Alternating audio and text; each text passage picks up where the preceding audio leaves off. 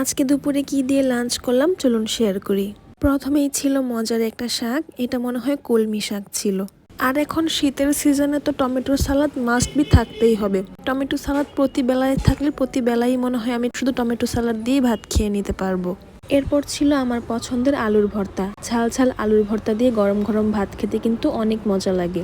আলুর ভর্তা আর সালাদ হলেই তো অনায়াসে এক প্লেট ভাত খেয়ে নেওয়া যায়। এরপর ছিল গরুর মাংসের ভুনা। এটা আম্মু গতকালকে রাতে রান্না করেছিল। এমনিতে গরুর মাংস সবসময় আলু দিয়ে ঝোল ঝোল করেই রান্না করা হয়, আজকে এরকম ছোট ছোট করে টুকরো করে ভুনা ভুনা করে রান্না করেছে। এটাও কিন্তু খেতে অনেক বেশি মজা লাগছিল। আমার আবার সবকিছু এরকম একসাথে মাখিয়ে টাখিয়ে খেতে অনেক বেশি ভালো লাগে, তাই আমি এইভাবে সবকিছু একসাথে মাখিয়ে তারপর খাচ্ছিলাম। শেষ পাতে তো ডাল না হলেই নয়। আর কিছু থাক না থাক আমাদের বাসায় প্রতিদিন ডাল তো মাস্ট বি থাকবেই থাকবে, কারণ আমার ছোট ভাই ডাল ছাড়া একদমই ভাত খেতে পারে না। শেষ পাতে সবকিছু একবারে মাখিয়ে এভাবে খেলে কিন্তু সত্যিই অনেক ভালো লাগে।